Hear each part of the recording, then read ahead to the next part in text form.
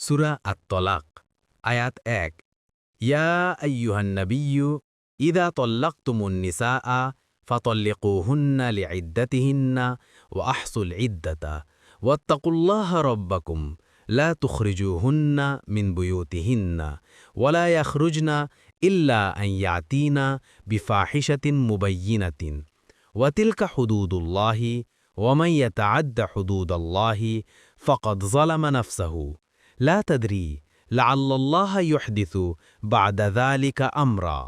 অনুবাদ: হে নবী, তোমরা যখন তোমাদের স্ত্রীগণকে তালাক দিতে ইচ্ছে করো তখন তাদেরকে তালাক দিও ইদ্দতের প্রতি লক্ষ্য রেখে, এবং তোমরা ইদ্দতের হিসেব রেখো আর তোমাদের রব আল্লাহর তাকওয়া অবলম্বন করো। তোমরা তাদেরকে তাদের ঘরবাড়ি থেকে বহিষ্কার করো না এবং তারাও বের হবে না, যদি না তারা লিপ্ত হয় স্পষ্ট অশ্লীলতায়। আর এগুলো আল্লাহর নির্ধারিত সীমা। যে আল্লাহর সীমা লঙ্ঘন করে সে নিজেরই ওপর অত্যাচার করে। আপনি জানেন না, হয়তো আল্লাহর এর পর কোনো উপায় করে দেবেন।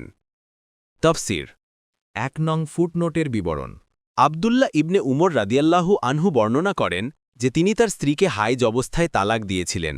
উমর রাদিয়াল্লাহু আনহু এ কথা রাসূলুল্লাহ সাল্লাল্লাহু আলাইহি ওয়াসাল্লামের গোচরীভূত করলে তিনি খুব নারাজ হয়ে বললেন, তার উচিত হায়েজ অবস্থায় তালাক প্রত্যাহার করে নেওয়া এবং স্ত্রীকে বিবাহে রেখে দেওয়া। তালাকটি রাজয়ী তালাক ছিল, যাতে প্রত্যাহারের সুযোগ থাকে। এই হায়েজ থেকে পবিত্র হওয়ার পর আবার যখন স্ত্রীর হায়েজ হবে এবং তা থেকে পবিত্র হবে, তখন যদি তালাক দিতেই চায় তবে সহবাসের পূর্বে পবিত্র অবস্থায় তালাক দিবে। এই ইদ্দতের প্রতি লক্ষ্য রেখে তালাক প্রদানের আদেশই আল্লাহ তাআলা আলোচ্য আয়াতে দিয়েছেন। ২ নং ফুটনোটের বিবরণ। এখানে ইদ্দত অবস্থায় স্ত্রীদের সাথে কি ব্যবহার করতে হবে তা জানিয়ে দেওয়া হচ্ছে। বলা হচ্ছে, স্ত্রীদেরকে তাদের গৃহ থেকে বহিষ্কার করো না। এখানে তাদের গৃহ বলে ইঙ্গিত করা হয়েছে, যে পর্যন্ত তাদের বসবাসের হক পুরুষের দায়িত্বে থাকে সেই পর্যন্ত গৃহে তাদের অধিকার আছে। দেখুন ইবনে কাসির। ৩ নং ফুটনোটের বিবরণ। প্রকাশ্য নির্লজ্জ কাজ বলে কি বোঝানো হয়েছে এ সম্পর্কে ৩ প্রকার উক্তি বর্ণিত আছে। ১. নির্লজ্জ কাজ বলে খোদ গৃহ থেকে বের হয়ে যাওয়াই বোঝানো হয়েছে। এমতাবস্থায় এটা দৃশ্যত ব্যতিক্রম, যার উদ্দেশ্য গৃহ থেকে বের হওয়ার অনুমতি দেওয়া নয়, বরং নিষেধাজ্ঞাকে আরও জোরদার করা। অর্থাৎ তালাকপ্রাপ্তা স্ত্রীরা তাদের স্বামীর গৃহ থেকে বের হবে না, কিন্তু যদি তারা অশ্লীলতায় মেতে ওঠে এবং বের হয়ে পড়ে তবে সে গুনাহগার হবে।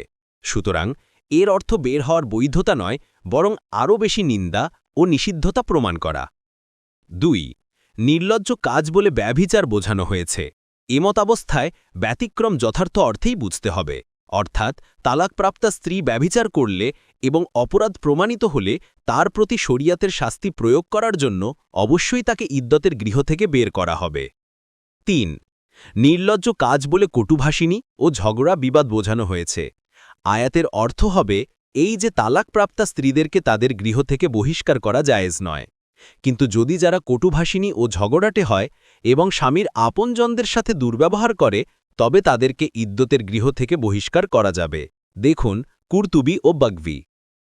পরবর্তী তাফসিরে যেতে ভিডিওটি শেষ হওয়ার পূর্বেই এই বক্সে ক্লিক করুন। ভয়েস বা উচ্চারণে অনিচ্ছাকৃত ত্রুটি ক্ষমাসুন্দর দৃষ্টিতে দেখবেন ইনশাআল্লাহ।